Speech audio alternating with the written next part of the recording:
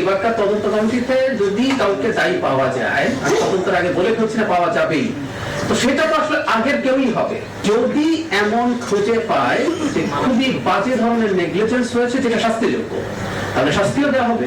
শিশুদের হামের টিকা সময় মতো কেন দেয়া হয়নি তা খুঁজে বের করতে আন্তর্জাতিক বিশেষজ্ঞদের নিয়ে তদন্ত কমিটি গঠন করছে সরকার। দায়ীদের বিরুদ্ধে শাস্তিমূলক ব্যবস্থা নেওয়া হবে। সচিবালয়ে নিয়মিত ব্রিফিংয়ে এসব তথ্য জানান সরকারের মুখপাত্র ডাক্তার জাহিদুর রহমান। বলেন, যুক্তরাষ্ট্রের সাথে বাণিজ্য চুক্তি বাতিল করবে না সরকার, তবে দেশের জন্য ক্ষতিকর ধারা থাকলে পর্যালোচনা করা হবে। প্রতিদিন হামের কাছে পরাজিত হয়ে মৃত্যুবরণ করছে ছোট্ট আদরের সন্তান। খালি হচ্ছে মায়ের কোল, আর্তনাদে ভারী হচ্ছে আকাশ। হাম ও উপসর্গে মৃত্যু 400 ছাড়িয়েছে। চিকিৎসকরা বলছেন, টিকার অভাবেই হাম মহামারী আকার ধারণ করেছে। এবার সেই টিকাকাণ্ডের নিরপেক্ষ তদন্ত শুরু করতে যাচ্ছে সরকার। সচিবালয়ে তথ্য উপদেষ্টা বলেন, দেশি বিদেশি সব মশার বিরুদ্ধে সুরক্ষা দিতে এলো বসুন্ধরা এক্সট্রিম অ্যারোসল। মশার বিরুদ্ধে এক্সট্রিম সুরক্ষা। বিশেষজ্ঞ টিম থাকবে কমিটিতে। শুধু অন্তর্বর্তী সরকারই নয়, আওয়ামী লীগের সময়কালও খতিয়ে দেখা হবে।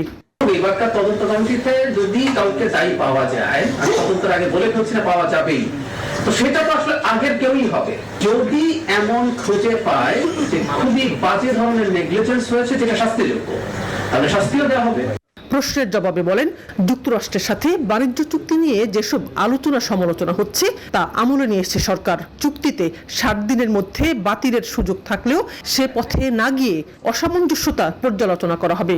বাতিল করলে দু দেশের সম্পর্কে প্রভাব ফেলবে। এখন এই চুক্তির যে প্রভাবগুলো শুরু হবে, চুক্তি এফেক্টিভ হয়েছে 60 ডেজ পরে, এখন এগুলো একটু হিসেব বিকাশের প্রয়োজন আছে। সরকার এই ব্যাপারে সব সেক্টরের বিশেষজ্ঞ নিয়ে বসবে, সব রিলেটেড মিনিস্ট্রি নিয়ে বসবে এবং সেটা ইভ্যালুয়েট করবে। তিনি আরো জানান, জ্বালানি তেলের রিজার্ভ বাড়াতে আরেকটি শোধনাগার করা হচ্ছে, আর টিসিবি ট্রাক 720টি থেকে আরো বাড়ানো হবে।